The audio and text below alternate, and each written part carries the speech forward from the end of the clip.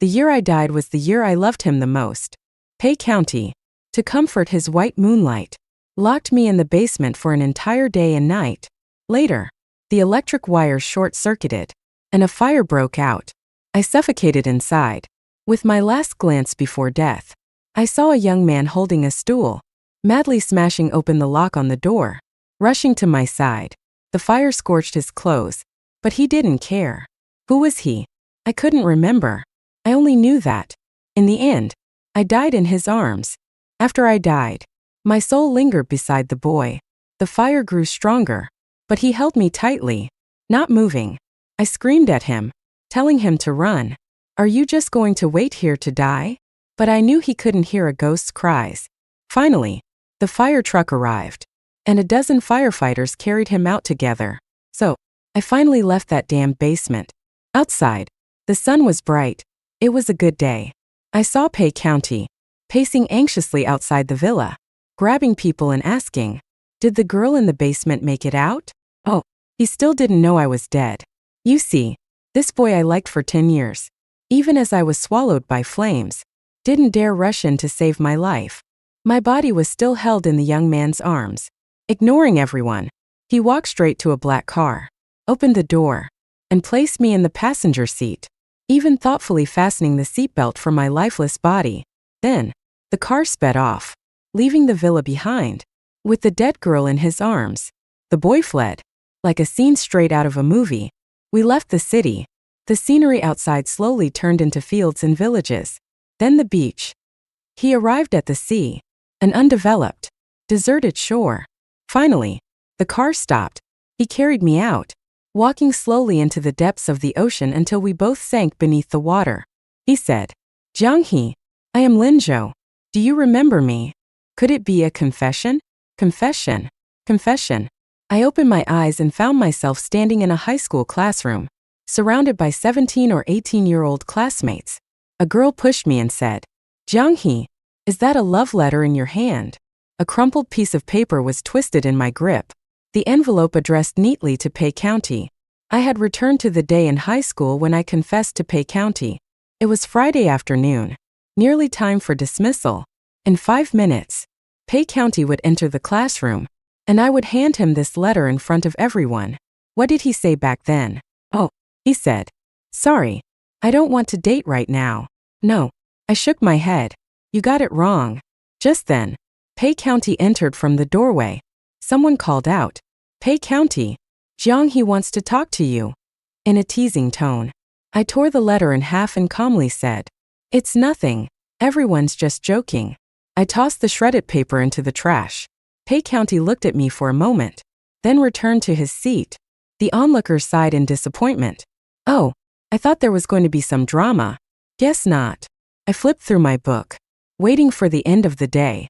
Everyone was happily packing up, but I had a vague feeling that I'd forgotten something. Maybe, back then, it wasn't important, so it got buried in the river of memories. Until the homeroom teacher entered. I suddenly remembered. It was him. The classmates muttered, look at the time. It's almost dismissal. Our homeroom teacher frowned. Our school was a private elite institution, attended mostly by the wealthy, so he had a hard time managing the students.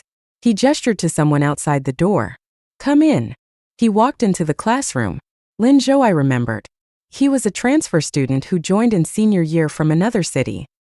He always wore a washed-out uniform and carried an old, worn-out backpack, different from the opulent style of everyone else. Perhaps because of that, he rarely spoke and was often isolated, always sitting at the back, working through practice problems. But his grades were excellent, consistently in the top 3, especially in subjects like physics, where he almost always scored full marks. Lin Zhou bent slightly and introduced himself. My name is Lin Zhou. Zhou, as in water can carry a boat or capsize it. I transferred here from Chu City. The teacher nodded, pointing to an empty seat in the back. You can sit there. Lin Zhou walked slowly across the room to his seat behind me. He carefully placed his books on the desk, looking a bit nervous but also a little lost. It was fine, though. At 17, we still had time, a chance to start over. After the teacher left, the class grew noisy again. everyone turning back to look at Lin Zhou with curiosity. A notorious troublemaker named Fu Sheng walked over and asked him, "Chu City, that's the coal mining city nearby." "Right. My family has a business around here as well. What's your father's name? Maybe my parents know him." Lin Zhou pinched his fingertips. A bit flustered, he murmured, "My dad doesn't run a business. He just. Could he be digging coal down in the mines?" Fu Sheng picked up where he left off and laughed. "Around here, plenty of people learned early on to fawn over the rich and look down on the poor. Many found it amusing and came over to watch." Making Fu Sheng even more smug, he picked up Lin Zhou's book and sniffed it. "It really does have a musty smell," he sneered. Laughter rang out, cold and mocking. I couldn't stand it anymore. I stood up and splashed water from my cup over Fu Sheng's head. "What are you? A dog? Sniffing like that?" Fu Sheng glared at me, soaked and humiliated. He rolled up his sleeves and angrily shouted, "Jiang He, are you looking to die?" "Sorry, but I already have." Maybe the Jiang He from high school was shy and reserved, but not the Jiang He who had lived for 28 years. I smiled. "Yeah, looking to die. But we didn't end up fighting." Pei County walked over, frowning as he looked at me. "What's wrong with you today? Go home." Pei County was the class monitor, and his family was the most influential in the entire southern city. Naturally, Fu Sheng wouldn't pick a fight with him. Yet, seeing Pei County only made me remember that towering inferno and the suffocating smoke that choked me to death. I told him, "Let's not go home together anymore. I'm staying to do problems and prepare for the college entrance exam." Pei County huffed, giving me a strange look. "Jiang He, what's gotten into you? Just don't want to see you anymore." I pointed to the classroom door. "Can you not disturb my studies? There's someone waiting for you outside." The class beauty from the next class. He Meng. Pei County. He Meng. And I grew up together. Our families did business together and often interacted. I used to think Pei County treated me well, calling me little sister he. But of course, he only saw me as a sister. The one he liked was always He Meng. He Meng waved from the doorway, calling, "Peiji, what are you two talking about? Are you coming or not?" Pei County glanced at me, tapping his finger on my desk. "If physics is too hard, I can tutor you over the weekend." Then he grabbed his bag and headed toward He Meng. In the end, it was just Lin Zhou and me left in the classroom. The clock ticked on, and behind me, I heard the faint scratching of Lin Zhou's pen on his notebook. My impression of him had always been that of a diligent student. But Lin Zhou, I wonder, what do you see when you look at me? I turned around, resting my hand on the back of my chair, studying him closely. His eyebrows and mouth started to blend with the image of that man holding me in the fire. He said, "Jiang He, I'm Lin Zhou. Do you remember me?" I must have been staring too intently because Lin Zhou looked up, touching his chin and cautiously asking, "Is there something on my face?" I quickly shook my head, stammering, "No, nothing." Awkward. To break the tension, I grabbed a physics practice book from my desk, turned to a page, and put it in front of him. "Could you help me with this problem?" Lin Zhou's face immediately relaxed. He glanced at the problem and said, "This one isn't too hard." Simple as it was, I still didn't understand it. My physics was atrocious, always dragging my scores down. He took out a sheet of paper, scribbling 2 equations. "It's just like this, then this, and then this." "Got it." I responded with a long He smiled. "How about I help you build a foundation first?" He must have noticed my blank expression, realizing my real level. He closed the practice book, took out his textbook, and said softly, "Let's start from chapter 1. Lin Zhou's tutoring was better than my rigid high school teacher or any cram school.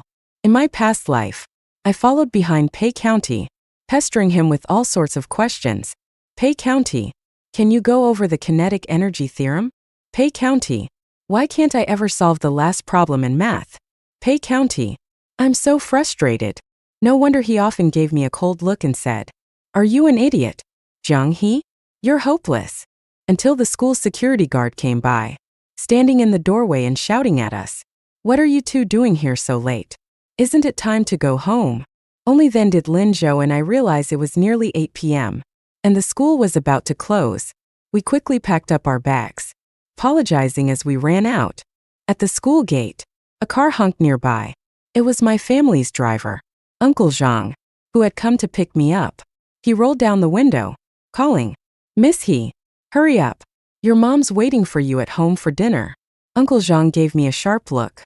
Not very pleased. I quickly opened the door. But before getting in, I turned back to Lin Zhou. "Lin Zhou, it's late. Do you need a ride home?" "No, my house is far. Out in the west suburbs. It's not on your way." He flashed that awkward, slightly stiff smile. "Besides, there's still a bus at this hour. It's convenient." Lin Zhou waved at me and jogged toward the bus stop. The west suburbs were far. The bus ride took over an hour. I'd only been there once. It wasn't fully developed yet. Everywhere there are old low-rise buildings, with garbage piled up on the ground. I called out to him, "Lin Zhou." He turned his head around, and I asked, "Do you know my name?" "Under the streetlight." His face was slightly flushed. I said, "My name is Jiang He, the Jiang for ginger, and the He for seedling. Remember it well." Although I've traveled back in time, none of my high school academic knowledge came with me. It's truly a tragedy. Adding to that, I was just an average student in terms of intelligence, so now I have no choice but to hunch over my desk on weekends, poring over high school textbooks, where almost every line is filled with notes. I'm not smart, but I've always been diligent. Just as I was immersed in the material, my phone rang, startling me. It was He Meng. She sent a photo on WeChat, a picture of the library study room with several books and 2 cups of milk tea on a desk, along with an unhappy emoji. "Little He, come keep me company. It's boring studying on the weekend, and I'm not even a cultural studies student. Are you coming?" He Meng is a dance major.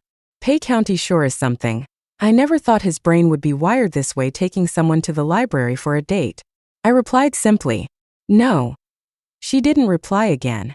I went back to my studies, but as I continued, my head felt like mush. I missed how clearly Lin Zhou had explained things to me that afternoon. I opened my phone, downloaded the recently updated contact list from the class group chat, found Lin Zhou's number, and called him. He answered quickly. "Lin Zhou," I said. "Jiang He." He hesitated. I laughed. "I was working on some problems and thought of you. Hope I'm not disturbing you." We talked about all sorts of things, the strictest teachers in class, the ones with a bit of favoritism, and some school legends and gossip that had been around for ages but that Lin Zhou had never heard before. He kept responding, occasionally joining in with exaggerated exclamations, fully satisfying my storytelling urge. He really was a gentle person. But why can't I remember when and where I had crossed paths with him before? We chatted for quite a while before hanging up. I then opened my social media feed and noticed that Pei County had unusually posted an update. "Reviewed some physics concepts today. Quite rewarding." The picture showed part of a physics workbook, with a flood of likes and comments. "Class monitor. Teach us. Physics is so hard. Wow. Even the top student is studying seriously now. Pei County. If you improve anymore, you'll score 200 points." Before Lin Zhou transferred to our class, Pei County had always ranked first, his score far ahead of the second place. But once Lin Zhou arrived, Pei County's position began to waver, with the two of them constantly taking turns as first and second. The rest of the class loved to watch the rivalry between these two academic champions. However, from what I remember, Pei County and Lin Zhou hadn't exchanged more than 10 sentences and weren't particularly close. I felt a bit guilty for bothering Lin Zhou for so long, so that evening, I rummaged through the kitchen for ingredients and baked a box of cookies to give him as a gift. In the past, I'd often tinkered with these little things, even bringing my baked goods for Pei County to try. However, I once visited his office and accidentally saw a drawer full of my cookies, barely touched and some even moldy. Only then did I realize he never really liked the things I made. My mom heard me in the kitchen and came down, frowning. "Pei County doesn't even like these. Can't you make something else?" "Who says this is for Pei County?" I said, proudly lifting my head as I packed the cookies in a box. "It's for a new classmate." Mom gave me a strange look, clicking her tongue in surprise. The next day during break, I turned around and placed the cookies on Lin Zhou's desk. He carefully opened the box, his eyes lighting up, looking both surprised and delighted. yet a little unsure. He said, "Jiang-hee, you're the first to ever make me cookies. How nice it feels to have my work appreciated." Just then, Pei County came out of the teacher's office with a stack of papers. As he passed by, he paused, glanced at us, and suddenly asked, "Did you make those cookies?" He startled both Lin Zhou and me. Pei County stared at the cookies for a moment and said, "Jiang-hee, didn't you once say you'd never give your handmade treats to anyone?" I scratched my head, remembering that when I chased after Pei County in high school, I did say something like, "Pei County, no one else will ever taste my handmade treats." How silly of me, I thought, feeling a bit embarrassed as I lowered my head, not wanting to talk to him. Since I didn't respond, Pei County turned his attention to Lin Zhou instead. "I hear you're good at physics," he remarked, placing the papers on the desk as if choosing a random topic. Lin Zhou shook his head modestly. "Not really. Just average." "No need to be so modest." Pei County pulled out a paper from the stack and handed it to him. 98 points, quite high. "This was your entrance test paper when you transferred, right?" I just picked it up from the office along with the quiz results. I leaned over to look. Apart from a few points deducted on the last problem, the rest were all perfect scores. Pei County pointed to the marked problem and said, "This is a physics competition question. Take another look at it." In my past life, Pei County always had private lessons with outside tutors for subjects like physics. Preparing for the physics competition, he eventually won an award, which even boosted his college entrance exam score. Seeing my attentive listening, he flicked my forehead and asked, "Jiang-hee, do you understand?" Annoyed, I glared at Pei County. "Don't underestimate me. Don't think I can't make progress." Unexpectedly, his smile softened a bit. "Why didn't you come to the library this weekend? Didn't I say I'd help you with your questions?" This was the first time he said something like that, but I shook my head. "If I don't understand, I'll just ask Lin Zhou. He sits right behind me." Pei County's expression froze. He glanced at me, then at Lin Zhou, but said nothing. Holding his papers, he walked away, stopping only a few steps away to turn back and say coolly, "Jiang-hee, Shimeng's party next Saturday, you have to show up." Right. Shimeng's celebration party would be a turning point. Shimeng was an art major, so her academic requirements were low. As long as she did reasonably well, she could get into a decent school. In my last life, she outdid herself and received offers from a few reputable dance schools. Her father threw a banquet at a 5-star hotel to celebrate, even giving her 2 days off to party with friends, with the condition that she couldn't stay out overnight. Her dad's rule made sense. Shimeng had many friends from all walks of life. She rented a luxury suite in a KTV for the party, and I went as well. There were classmates from our school and some friends from her external art classes. The atmosphere was chaotic and noisy. Pei County and Shimeng were at the center, being cheered on to sing a duet. Near midnight, my mom video called me. Shimeng saw the caller ID and said, "Your mom went shopping with mine today. They're probably at your place playing mahjong now." I turned off my phone. "Don't answer, or she'll definitely try to drag me home through you."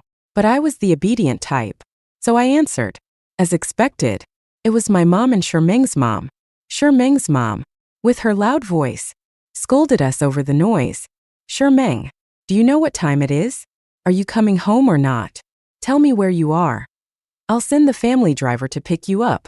Shimeng rolled her eyes and grumbled, "Mom, stop nagging. Let me have one night of fun after exams. I'm not going to get hurt." The two of them argued back and forth, until finally, her mom declared, "If you don't come home tonight, don't expect your allowance next month." Shimeng, who got a hefty monthly allowance of 50,000 yuan, fell silent at that. She ended the call, mumbling about her night being ruined. Pei County then walked us downstairs and waited with us in the lobby until Uncle Zhang arrived to pick us up. Shimeng didn't speak to Pei County the entire time. She was upset. During the call with her mom, she had signaled to him, hoping he would say something on her behalf, even just to reassure her mom by saying he'd look after her tonight. Shimeng's mom adored Pei County and even had hopes of pairing them up, so if Pei County had said something, her mom might have agreed. But he remained distant and indifferent that night, leaving Shimeng with no choice but to come home with me. She stomped her foot in frustration and muttered angrily, "You two are the worst. Totally ruined the fun." On the way home that night, we got into a car accident. The traffic police later concluded that it was Uncle Zhang's fault due to drunk driving. He took full responsibility. Meng and I spent half a month in the hospital. Her injuries were worse than mine, with ligament damage in her leg that would keep her from dancing for years. Her mother wept bitterly by her bedside, promising Uncle Zhang he'd pay for this with his life. He faced legal consequences and paid compensation, but no amount of money could mend what was broken. This accident was a turning point. Without it, Meng would have stayed in the country, and the three of us would have continued our friendship as it was in high school. A few years later, Pei County might have ended up with Meng. It would have hurt me, but after crying it out, I would have gladly given them my blessing and moved on with my own life. But that accident changed everything. Meng abandoned dance school and went abroad to study art. Pei County and I went to the same city for university and saw each other occasionally. He knew I had feelings for him, but his most frequent words to me were, "Jiang He, do you really think you're doing right by Meng?" Guilt haunted both of us. He would fly across half of China to buy almond cookies from Macau for Meng and mail them overseas. He'd also set his alarm and stay up late to get Jay Chou concert tickets for her, just because she mentioned wanting to see him live. And gifts for holidays, birthdays, and anniversaries were never missed. Later, after living abroad for a few years, Meng returned to China, and Pei County gathered their old friends to throw a celebration for her. The party lasted until dawn. After singing a song, Meng suddenly held the microphone and asked me, "Jiang He, you've been graduated for so many years, does your mom still care if you come home at night?" That moment, the air grew eerily silent. I knew she had never truly forgiven me. Pei County helplessly called her, "Meng, Pei, don't interrupt me," she snapped, having had a bit to drink. Her tone grew aggressive. "Jiang He, aren't you the obedient one? You don't fit in with us anyway. Why not lock you up in a little room on your own? You'd probably be happier there." She clung onto Pei County's arm, her voice sweet yet mocking. I had no words, feeling an urge to argue but also guilt that silenced me. Pei County sighed, glanced at me, then took out the key and locked me in the basement with Meng's assistance. Meng tapped on the basement door and laughed, calling, "Jiang He, I'll let you out when the party's over." I didn't know why her party went on for so long, but I only knew that a fire broke out. In this new life, I wouldn't let the tragedy happen again. I knew it was almost impossible to stop Meng from celebrating her exam results, so I chose not to attend myself. Without me, Uncle Zhang wouldn't drive to pick us up. On Saturday night, Pei County called, asking, "When are you coming over?" It was noisy on his end, and I barely made out his words. "I'm not going. I'm studying," I said. After a brief silence, Pei County coldly replied, "Suit yourself," and hung up. I figured that my reputation as a hard-working bookworm was now firmly established. Around midnight, I went downstairs and saw Uncle Zhang in the kitchen, video calling an old friend from his military days, chatting and drinking. He waved when he saw me. "Xiaohe, why aren't you asleep yet?" I opened my mouth, hesitant, but eventually said, "Uncle Zhang, you're getting older now. Maybe drink a little less in the future." In the living room, a few ladies were cheerfully playing mahjong. Meng's mom had just won a hand, and her luck was strong. She glanced at the time and suddenly remembered, "Oh, Meng went out to celebrate tonight. I wonder if she's back yet. Let me give her a call." But her phone was off, and every call went unanswered. One of her friends playfully teased, "It's your turn to deal. Winning money and now you're running away." Meng's lying in bed. I watched the clock as time passed by. The night outside was calm, just like any other. Slowly, I drifted into sleep. The next morning, my mom woke me up. "Jiang He, come down for breakfast." It was only 8 o'clock. Groggy, I grabbed my phone and started scrolling through my feed. One of my classmates had posted, "Our school beauty and top student perfect match." The photo was of Pei County and Meng. They were both dozing on the sofa, Meng's head gently resting on Pei County's shoulder, likely worn out from the late party. Sensing the gossip potential, someone had snapped a picture and shared it online. leading to numerous teasing comments below. I knew something was going on between them. Our school's top-tier couple. Seeing the photo, I instantly woke up. Sitting up in bed. The car accident really hadn't happened. Shermeng hadn't left the celebration. And everything was fine. Excited. I quickly liked the post and added, "This is wonderful." But moments later, when I refreshed, the post was gone. Pei County then called me. "Jiang he said in an inexplicably gentle tone. "Last night things got pretty wild. I left midway and didn't join the rest of the fun. I didn't know why he told me that." He chuckled. "I thought you'd come. If I'd known you weren't going, I wouldn't have gone either." I scratched my nose, unsure how to respond. After a pause, I said, "If there's nothing else, I'm going to have breakfast." He replied, "See you at school tomorrow." Though the photo had been deleted, rumors spread quickly, especially since many classmates had attended Shermeng's party. On Monday, I could feel the buzz of gossip among everyone, but I kept out of it. After all, the monthly exams were coming up, and it was Lin Zhou's first major exam since transferring schools. The homeroom teacher made a suspenseful announcement about the rankings. "We have a dark horse in the class this time. Competition is what drives improvement." "Right." He paused. Lin Zhou came first in the grade. The class erupted. For the first time, top-ranking Pei County had been overtaken. Lin Zhou, the transfer student who barely spoke to any of us, had emerged as a rival just before the college entrance exams. Although I already knew Lin Zhou's capabilities, that didn't stop me from feeling excited. I turned around, reaching out in excitement to ruffle Lin Zhou's hair. "Lin Zhou, you're amazing." His hair became a mess, but he wasn't upset, he just smiled gently. My desk mate, however, couldn't stand it and nudged me with an elbow. "Jiang He, keep it down," he said, giving me a look. "Can't you see that the class monitor is unhappy?" Following his gaze, I saw Peixian sitting by the wall, looking over at me and Lin Zhou with a cold stare. His lips pressed into a thin line, almost frozen into a statue. I suddenly felt a chill, realizing my lack of empathy. Peixian had been the top student for nearly 3 years, and now, he'd fallen to second place. Anyone would be upset in his position, and here I was, laughing without a care. Wasn't that like rubbing salt in the wound? I coughed twice, lowering my excitement a bit, and eventually, Peixian's gaze moved away from me. I breathed a sigh of relief. Thanks to Lin Zhou's tutoring, my grades had improved significantly, and now, every Friday after school, I'd voluntarily stay and study with him for another 2 hours, benefiting from his guidance. Unexpectedly, Peixian also stayed behind. When the bell rang, Shermeng came running to our classroom door. "Pei, let's go home."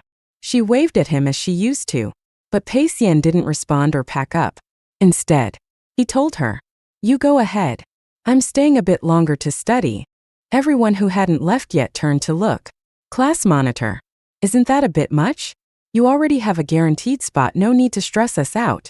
Thanks to an award in the Olympiad, Peixian's target university had lowered his required score by 60 points, so even if he didn't do his best, he was assured admission. Peixian ignored them, waited until everyone left, and then moved his books over to sit next to me. Surprised, I asked, Peixian replied naturally, "You're closer to Lin Zhou here, so it's easier for us to discuss problems together." That left me speechless. Should I give you 2 top students some space then? But before I could say more, Peixian took out a question and started discussing it with Lin Zhou. "Lin, do you have a simpler solution for this problem? I feel like I'm overthinking it." Glancing over, I realized it was a question I had gotten wrong on the test. So, I obediently stayed silent and listened as the 2 of them exchanged academic ideas, taking in their wisdom. By the end of the evening study session, I felt as though my brain cells were in overdrive. Peixian and Lin Zhou often had different problem-solving approaches, and their discussions sparked new insights. Around 8 p.m., Peixian tapped me on the head with his book. "Jiang He, time to go home." I snapped back to reality. "Right. Let's go." Since I'd let my mom know that I'd be studying at school on Friday nights, she arranged for Uncle Zhang to pick me up 2 hours later. Lin Zhou continued to insist on taking the bus home, never allowing me to give him a ride. This time, though, Peixian joined us. Despite being a rich second-generation heir, he didn't have a family car pick him up. Pei Xian rubbed his nose and shamelessly looked at me. Let Uncle Zhang give me a ride home. Didn't our families take turns picking us up after school back in the day? I rolled my eyes. Class monitor. Can't you learn from Lin Zhou and take the bus home? It's more eco-friendly. Pei Xian ignored my reasoning. Or should I call your mom and tell her you left me stranded at the school gate in the middle of the night? Defeated, I climbed into the back seat, with Uncle Zhang driving quietly in the front. Suddenly, Pei Xian asked, Jiang He, the college entrance exams are only a few months away. Have you decided where you want to go? His question reminded me to start considering my future plans. I wanted to go south to see the sea, but in my past life, I chose a northern university just to follow Pei Xian. Not that the city was bad, it just didn't suit me. Pei Xian noticed my silence and softly added, When you decide, let me know. He took a deep breath, as if steeling himself, then looked at me with determination. I want to go to the same city as you. I was taken aback. Don't you already have a top university lined up with a guaranteed spot? More importantly, that school also provides Pei Jia with extensive networking resources. Most of his friends and relatives graduated from there. He really has no reason to change his target school now. He shook his head without answering my question, simply repeating, Jiang He, we need to be in the same city in the future. I wasn't interested in being in the same city as Pei Xian. That night, curled up under my blanket, I texted Lin Zhou. Hey Lin, have you decided which university you want to apply to? After sending it, I realized how pointless my question was. With Lin Zhou's grades, he could practically choose any school he wanted. He replied quickly, Not yet. What about you? I typed back while imagining, I want to go somewhere warm and humid, where I can see the sea. He responded, Coincidentally, so do I. This guy was clearly copying me. In my past life, I worked hard in high school largely so I could go to the same place as Pei Xian. But this time, I wanted to work hard for myself. In the second semester of senior year, the class atmosphere started becoming more serious. The countdown to the college entrance exams weighed heavily on everyone.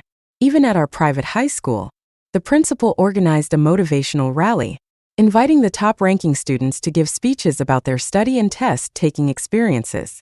Naturally, Pei Xian and Lin Zhou, the top academic achievers, were selected as student speakers. I remembered this rally as boring to death.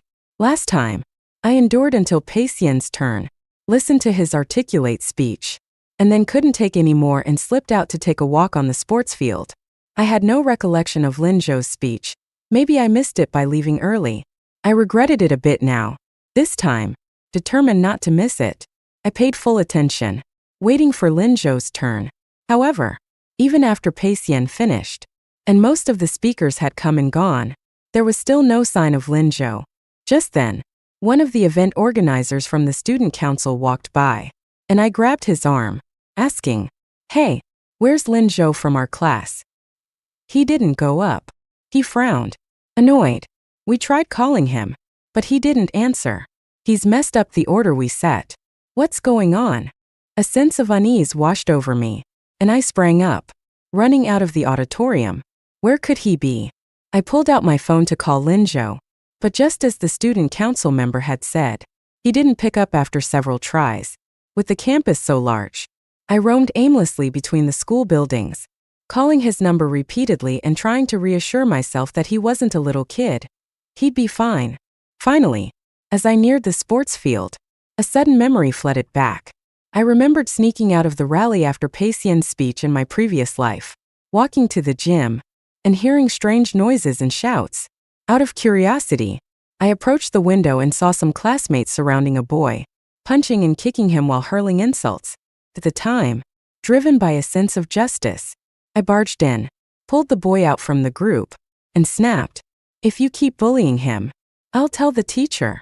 Thinking back now, I realized that boy was Lin Zhou. I dashed towards the gym, threw open the door, and saw the exact scene from my memory. Lin Zhou surrounded by classmates, with a few troublemakers from our class, including Fu Sheng, standing among them. So what if your family digs coal? You think you're hot stuff because you're good at studying? Want to give a speech on stage? No way. I just can't stand high and mighty types like you. After getting to know Lin Zhou, I realized his school life was harsher than I'd thought. In a school like ours, with tightly knit social cliques, Lin Zhou was an outlier, a quiet, top-performing transfer student from a poor family who didn't belong to any group and often became a target for bullying. In this life, at least, he had me as a friend. I couldn't imagine how lonely he must have felt before. Maybe that's why he appreciated even the smallest kindness. My act of pulling him out of Fushang's grasp last time had clearly left an impression on him. I ignored Fushang and the others, marching up with determination. Jiang He, what are you doing? Playing hero now? This doesn't match the usual script. He sneered. My timing was off too since the rally had ended. Students were starting to gather nearby. Noticing the commotion and peeking in to watch. Seeing the audience, Fushang looked even more excited. Jiang He, I've known for a while that something's up between you two. Admit it. You're into him, right? If it were anyone else, I'd leave Lin Zhou alone. But it had to be you. So, if you admit you like him, I'll apologize. Our school loved gossip, and the surrounding students all began murmuring in excitement. Who's that? Oh, it's Jiang He from class 4. And Lin Zhou, our top student. Lin Zhou tugged at my hand, his face pale. Forget it. Jiang He, don't trouble yourself. There are so many people here. What could he possibly do to me? But I'm the type who can't resist a challenge. I squared my shoulders and said boldly, so what if I like him? Is having a crush a crime? Which school rule says we can't date? Admitting it so openly wasn't as hard as I'd imagined. Everyone looked stunned. No one made a sound, not even the usual cheers from the onlookers. It was Fushang who broke the silence first. Stuttering, Jiang He, a hero among women. What are you doing? Gathering a crowd in the market? That moment, an abrupt voice came from the back of the crowd. It's not even the college entrance exam yet. It was the student council president, who pointed at Fushang and his group, speaking sternly. You're about to graduate, and you're still bullying your fellow students? Haven't you read the school rules? Don't you know that bullying is strictly prohibited at our school? The crowd instinctively parted to make way. The president continued. This is one of the most important rules in our school's code of conduct. Although bullying and exclusion of weaker students happen privately, it rarely reached the school authorities. But this time, Fushang would be in trouble. The president pointed at each of them. You, and you. All of you come with me to the principal's office. After calling out names, the president turned to someone behind him, saying, Pei Xian, I'll go talk to the teacher first. Are you coming? That's when I realized Pei Xian had come with the student council president. He had been standing in the shadows, and I hadn't noticed. Pei Xian shook his head, then suddenly pointed at Lin Zhou. Let Lin Zhou come too. After all, he's the one involved, and he can clarify things. The president nodded and waved his hand, signaling them to take everyone away. Fushang yelled for help. I don't want to see the disciplinary director. The president patted his head. That's not up to you. The onlookers, seeing that the main event was over, quickly dispersed.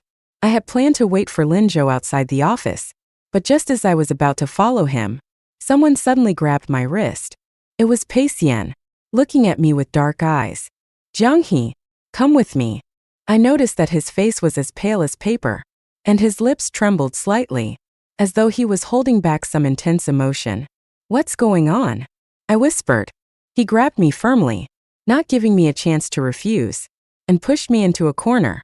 Pei Xian was much taller than me, and now, he was very close, which made the pressure overwhelming. Jiang he frowned, trying to steady his voice. I understand you wanted to help Lin Zhou today, but you could have called a teacher or called me. You didn't need to do it this way. Oh, I see. I realized. He thought I was just trying to help out of kindness, that my confession of liking Lin Zhou was a strategy to help. I smiled. Pei Xian, you're wrong. I didn't help out of the kindness of my heart. I really like Lin Zhou. Pei Xian seemed stunned by my words, frozen for a moment. He didn't say a word for quite a while. His face showed a mixture of pain, panic, and some pity. Suddenly, he took out a torn piece of letter paper from his pocket, carefully holding it out for me to see. Jiang he asked, You're lying to me, aren't you? Where did I go wrong? You can't possibly like Lin Zhou. If you did, how could you write me this letter? It was the love letter I had written to Pei Xian, but I had torn it up and thrown it in the trash. I didn't know how it ended up in Pei Xian's hands. I stared at him, confused. Pei Xian gave a bitter smile and admitted without hesitation. I picked it up from the trash. I admit, that time, I wasn't sure how much I liked you. I was also afraid that a relationship in senior year would affect my studies. But I never imagined you, Jiang He, would like someone else. Seeing that letter, I felt a strange sense of relief. It seemed like my unrequited love for Pei Xian had ended, and maybe that wasn't such a bad thing. I snatched the letter from his hands, tore it into smaller pieces, and opened the window, throwing the scraps outside. The torn paper fluttered in the wind, never to be put together again. Pei Xian's expression changed, and he rushed to the window, gripping the frame and leaning out. His teeth clenched as he said, Jiang He, from the moment you threw that letter away, you should have known that I don't like you. From now on, don't come to me with anything important. As you said, we all have to focus on the college entrance exam. Right. The next day, when I entered the classroom, I felt that all the students were looking at me. Normally, I wouldn't care. I sat down at my desk and opened my book to study, but it was already morning self-study time, and Lin Zhou still hadn't come. I tapped my deskmate's hand and asked, Where's Lin Zhou? My deskmate gave me a casual glance. You don't know? Because of the mess you caused yesterday, Fu Shang has become the typical case of bullying at the school. He has to make a public apology during morning self-study. Lin Zhou is probably dealing with that with the teacher right now. As we were talking, the loudspeaker in the classroom rang, and the disciplinary director's voice echoed. There has been a very serious bullying incident at the school, and it has had a very bad impact. It is necessary for the students involved to give a deep reflection and apology. Fu Shang and his cohorts, who had once been so arrogant, now looked like defeated eggplants. Each of them apologized in a muffled voice. The students in the class, hearing this, kept their heads down, trying to stifle their laughter. I couldn't help but chuckle as well. The disciplinary director asked Lin Zhou if he accepted their apologies. Lin Zhou calmly responded, I never paid attention to them. They're not on the same level as me. No matter how loudly they act up. What does it matter? I almost wanted to clap for him under the desk, but the next moment, he suddenly turned to me and said, Jiang He, I feel that I should be the one to confess. I like you. I froze. My deskmate spat out his water and stared at me in shock. Wow, you two are feeding us dog food in front of the whole school. As a result, both Lin Zhou and I had to write a self-reflection. But the two of us can grow up openly and hold hands on campus. Although early relationships seem to be detrimental to studying, my boyfriend is the top student in the year. How could I not take advantage of such a big buff? With his companionship and explanations, the science subjects I was monitoring seemed to become more vivid. The whole second semester of senior year didn't seem as hard to endure. Time passed quickly. Then I suddenly realized I hadn't paid attention to Pei Xian in a long time. He no longer stayed behind for self-study during lunch or afternoon breaks. Even when he passed by me and Lin Zhou on campus, he would lower his head and walk past quickly. It seemed like he was really putting into practice the words I had said before no longer bothering me. When the college entrance exam results came out, I was at an internet cafe, teaching Lin Zhou how to last-hit minions. Suddenly, the class group chat exploded with messages. Someone posted a message saying, Help! The exam results are out. Lin Zhou and I immediately stopped everything, logged off, and picked up our phones. I quickly checked my results, and they were 30-40 points higher than my usual scores. Truly an exceptional performance. I shouted excitedly, then looked at Lin Zhou's phone screen. There seemed to be a problem on his end. It looked like a major one. His screen showed 0 points. My hands trembled as I asked quietly, How could this be? Did you forget to write your name? Or was there a mistake with the exam number? Lin Zhou shook his head, his finger slowly moving toward a line of small text at the bottom of the screen. Your rank is in the top 50 of the province. Please check the details soon. I screamed and hugged Lin Zhou. The guy next to us playing games took off his headphones and looked at us with confusion. How many kills did you get to be so excited? My face turned red, and I lowered my voice. Linzhou, which school are you going to apply for? Linzhou smiled, ruffled my hair, and said, I'll discuss it with you later. A famous university in the south gave Linzhou a full scholarship and allowed him to choose his major freely. I was admitted to a nearby teacher's college. Everything seemed to follow the expected path, except for Pei Xian. A few days before the deadline for submitting college applications, I received a call from Pei Xian's father. Jiang He, can you do me a favor and persuade Pei Xian to apply to University A as planned? I then learned that Pei Xian hadn't performed well on the exam and hadn't met the cutoff for the top national university's business programs. However, with the extra 60 points from University A's special offer, he could still get in. To be honest, I didn't quite understand why Pei Xian's father called me. Firstly, in this situation, why would Pei Xian still hesitate about going to University A? One of the top schools in the country. I couldn't understand that at all. Secondly, as an outsider, what could I persuade him to do? But since Pei Xian's father was an elder, it was hard for me to refuse his request. So, after hanging up, I called Pei Xian. After a long pause, he finally answered. I hesitated for a moment before asking, Pei Xian, haven't you decided which school to apply for yet? Pei Xian's voice sounded tired. For a moment, I felt a sense of frustration and disappointment. Are you out of your mind? What are you thinking? You're going to University A, right? With your level, don't you think it's a waste to go to a regular university? I wasn't sure if I was being too harsh, but for a while, Pei Xian didn't respond. After a long pause, he slowly spoke. Jiang He, I'm afraid if I go too far, you'll forget about me. Jiang He, I want to go to college in the same city as you. So that's how he truly felt. But Pei Xian, there's no need for that. I spoke coldly. If you do this, I'll lose respect for you. Do you want us to stop even being ordinary friends? Pei Xian went to University A, passed his cultural exam smoothly, and was admitted to a dance academy in the same northern city. Linzhou and I were admitted to universities in the south. Everything seemed perfect. There were no accidents, no pain, and no later drama. Our families still had a good relationship and we celebrated together for a few days. Our parents even said they would take us to the airport to see us off to university. At the airport, Linzhou and I were on the same flight, while he Shimon was on another flight. One was heading south, the other north. We parted at the gate, and I linked arms with Linzhou, handing him my backpack. He Shimon also tried to reach out to Pei Xian's hand, but he subtly moved away, keeping his distance, cold and distant. He looked at me, opened his mouth, but in the end, said nothing. I waved goodbye to them. Goodbye. Maybe we won't meet for a long time.